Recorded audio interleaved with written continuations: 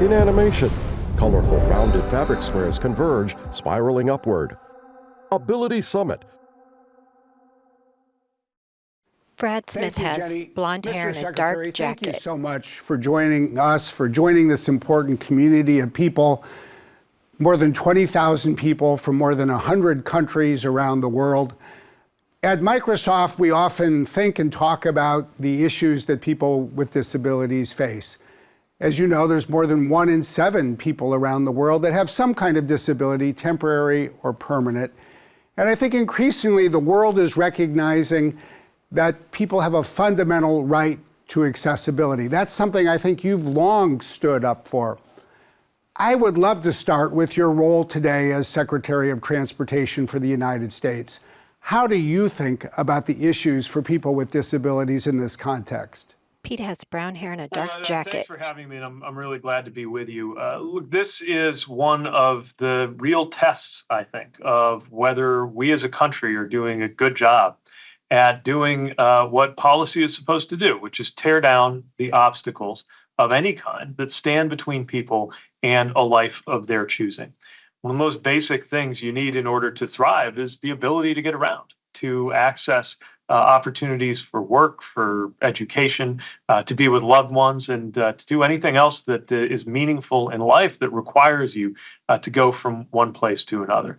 And so we view our responsibilities as the Department of Transportation as making good on that fundamental right, as you put it, which is exactly how we view access. I would add one more thing, which is that when we do get that right, one of the results is that the entire country is stronger. This benefits not just the 1 in 7 Americans who currently have a disability, or the many, many more Americans who at some point will age into disability, but it benefits the country and every community because people not only are better off when they can get to where they need to be, but they're better able to contribute. A community, a society, a country that does not enable people to get to where they need to be for education, work, or other purposes is also denying itself the full benefit of what they have to offer. And that's why everybody, whether they realize it or not, has a stake in making sure that our transportation systems are as accessible as they can be, and much more accessible, frankly, than they have been in the past. One of the things that I think is so interesting about the United States, perhaps less well known for people who might be watching this from other countries, is that because of the size of our country, we've long been not just connected, but almost defined by the nation's transportation infrastructure. George Washington was not only the first president, he was one of the first proponents of building canals to start to bind the country together. We've gone through successive waves of highways and railroad lines and airlines. And in many ways, I think the Biden administration and you in your role have really blazed a new historical moment for our country with the Infrastructure and Jobs Act, passed in 2021 with bipartisan support. I think it's more than fair to say that it did more to serve people with disabilities than any infrastructure act in America's history. But can you talk to us a little bit about how you approach that and what you see as the important accomplishments in that piece of legislation? Well, you mentioned the historic context of the work that we're doing. And if you think back at certain key moments in America coming together, they were largely driven by advances in transportation technology, whether it was the Transcontinental Railroad completed during Abraham Lincoln's administration that helped finally make this a coast-to-coast connected country, to the interstate highway system and the way that Eisenhower-era construction really took to a whole new level the extent to which our country really felt like one country. And we view that as important context for the work we're doing right now. This Infrastructure Investment and Jobs Act, as it's formally known, I think most people just call it the infrastructure law, is truly historic in its proportions. The most we've done for roads and highways since the Eisenhower administration, the most we've done for trains since Amtrak itself was created, the most we've done for transit ever as a federal government. And one of the most important principles through all of that work is making sure that in this generation's round of improvements and transformations to our transportation infrastructure, it's more accessible than it was in the past.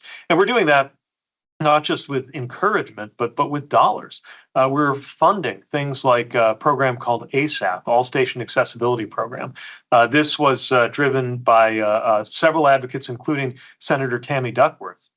And the idea is to make sure that we are funding making rail and transit stations more accessible to all users and finally bring them into full compliance with the ADA. $1.7 billion going into this. We've already announced our first round of grants to help transit stations, often those legacy systems, some of the first ones to build, unfortunately for that very reason, have been some of the last to become fully accessible because of that older architecture and setup. We can change that, and we are changing that with funding. Our airport terminal grants, $5 billion in this package for improving airports. And just in this last round of the 83 grants that we've given out to improve the experience of moving through an airport, about 85% of them, 75 of those, have features that are going to make those airport terminals more accessible to people with disabilities. There's even a provision in the legislation that requires that someone with a disability be on the board of directors of Amtrak. There's funding for safety that bears vulnerable road users in mind and helps with things like curb cuts and sidewalks and safety that matters in particular to people navigating that system with disabilities. And we're working to make sure that not just our specialized grant programs, but all of the funding that we put out, that we're in dialogue with the states that are getting a lot of that money by formula and deploying it to work through their list of projects that have long been needed on everything from tunnels and to bridges, to make sure that it is designed in ways that are truly accessible and universal for all. We live in an interesting technological age. Obviously, folks who are watching this from Microsoft or across the tech sector live with that every day. I think we're also living in an age when technology is really changing transportation. From your vantage point, you just see every aspect of this nation's, and really I think probably the world's, transportation connectivity. Where do you see technology taking the future of transportation in the coming years? Well, I think we are at a moment of extraordinary transformation. I think there's a likelihood that in the 2020s, we will, when we're looking back at the 2020s, we'll view this period as one of the most transformative for transportation since the arrival of the jet age or the arrival of cars 50 years before that. And at the same time, we have some humility about being able to predict how those changes will unfold. After all, if you look at the most important piece of transportation technology of the last decade, arguably it was the smartphone, which isn't even a vehicle or onboard a vehicle, and yet it changed so many things from how we navigate to how we summon rides. But we do know certain things are emerging, notably including artificial intelligence, which could bring great benefit, but not automatically. We need to be really smart about how to shape these technological innovations and respond to them as not interesting for their own sake, but interesting because they could solve some of our biggest problems. Enhancements to vehicle intelligence could solve some of our biggest problems around safety, especially in the US, where we experience roughly 40,000 road deaths a year, and could certainly be transformative from the perspective of accessibility and making sure that there are more ways for people with disabilities to get around. And we're doing what we can to spur this kind of innovation too, including an inclusive design challenge that we've sponsored with $5 million to encourage innovation in automated vehicle accessibility and design. And we've just announced the winners in the middle of last year, and are going to continue to draw on the expertise of researchers and advocates and the disability community to look at how we can make the most of these emerging technologies. Again, not just for their own sake, not just because they're exciting or inspiring to look at and think about, but because they could really make concrete differences in what it's like for people to get from where they are to where they need to be. You talked about the impact of the airplane, how airlines just connect this country, they connect the world. They're just, I think, indispensable for life in the world today. And yet you've also spoken, I think, not just eloquently, but passionately about what it means for someone who has a wheelchair to get on an airplane today.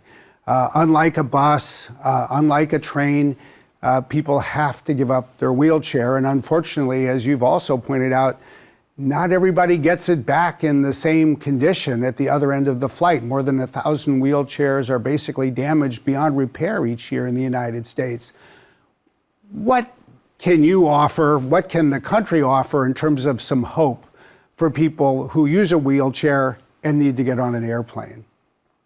Well, this is an incredibly frustrating experience for wheelchair users who have found again and again that their wheelchairs are damaged, or that they have an experience that's just not, in terms of function and in terms of dignity, not what they deserve. And you hear it from friends, from colleagues, and from advocates who have had this experience. It's why we issued the Airline Passengers with Disabilities Bill of Rights to make sure there's a broad understanding and empowerment about things that you can ask for from the gate agent, things that you can seek and insist on right now as a traveler with disability, based on the rules that we have and the rules that we enforce.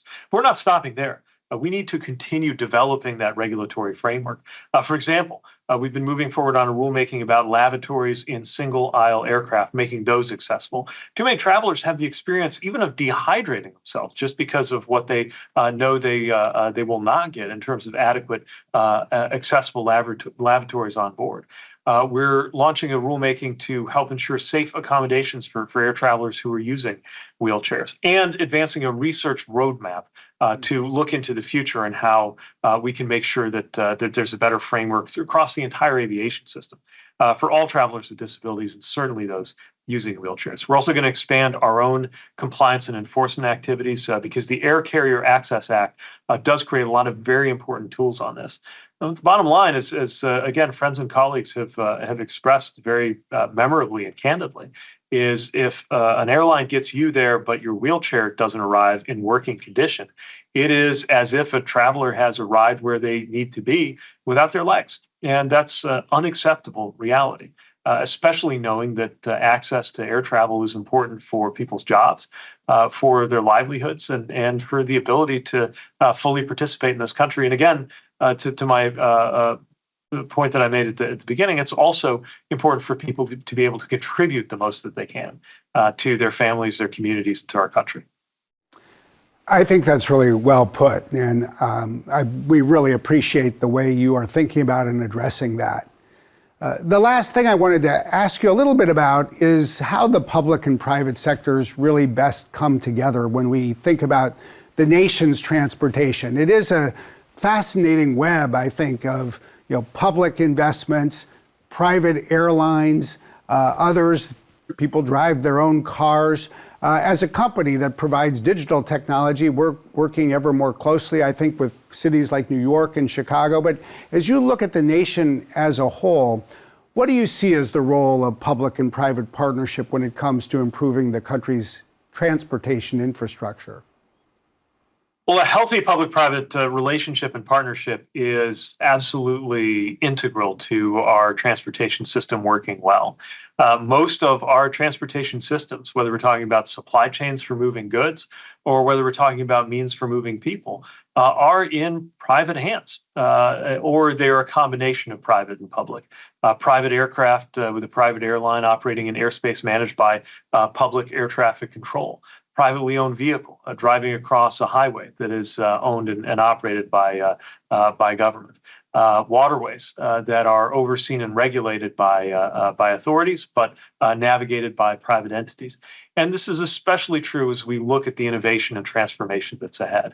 There's all the way back to things like the invention of the internet, which I think is a great example of something that came out of public R&D. But of course, taking the internet and maximizing and realizing its full potential was something that happened when that publicly created research then was able to unfurl in the private sector. And that's how we view a lot of the work that we do here as well. We will help with basic research, and then as the private sector carries these transformational technologies to their full potential, we'll be there to make sure that it unfolds in a way that is, first of all, and most importantly, safe, and also that is accessible, that benefits shared goals ranging from economic strength to helping us meet our climate challenge. All of those things are possible if and only if we make sure that there is a healthy balance between the activities that we as a government and the public sector carry on, and the activities that the private sector does best. And it's, again, a dynamic, exciting time to be doing just that. And it's one of the reasons why I think there's never been a better time to be working in transportation.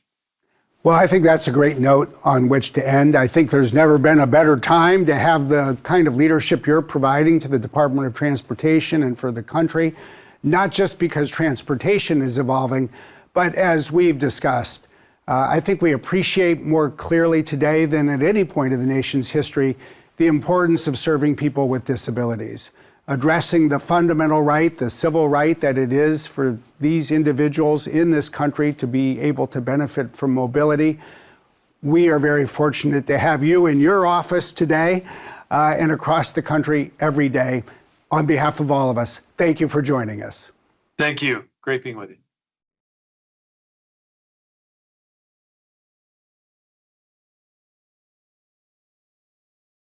Thank you for participating. There's more to experience.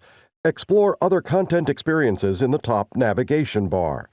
In animation, an L-shaped curve of rounded fabric squares undulates softly.